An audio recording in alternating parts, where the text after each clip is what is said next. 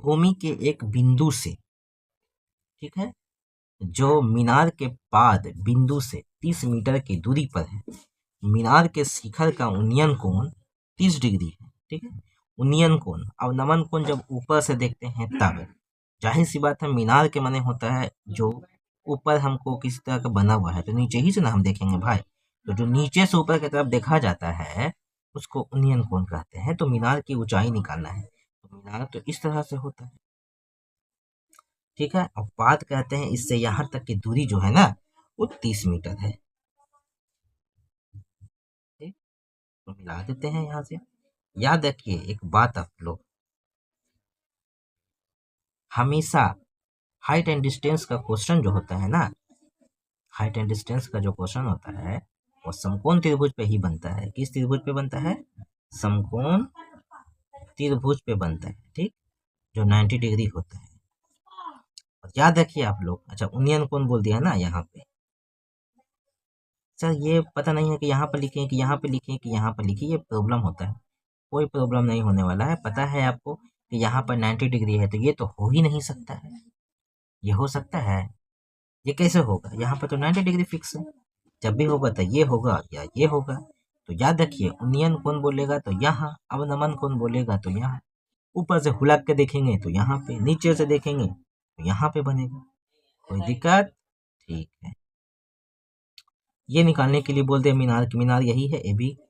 तो AB की दूरी आपको ऊंचाई निकालना होगा, ठीक है। तो याद रखिए एक चीज और, थीटा के सामने हमेशा P होता है। P माने लंब। थीटा के सामने हमेशा लंब, अगर ये थीटा है तो ये लंब हो जाएगा, ये थीटा है तो ये लंब हो जाएगा। ये हमेशा कर्ण ही होता है। ये क्या होता है? हमेशा कर्ण होता है, बदलते रहता है ये दोनों। थीटा का सामने वाला P बच गया वो B। अगर यहाँ से देखेंगे तो ये हो जाएगा P, ये हो जाएगा B।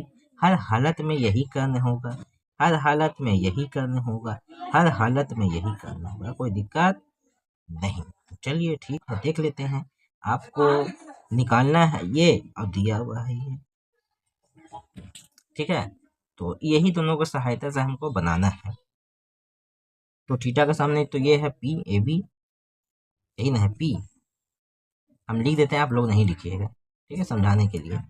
और P बट्टा में B, ये वाला BC। अब बताइए P बट्टा B किस में होता है? तो tan थीटा में होता है सर, tan थीटा में होता है।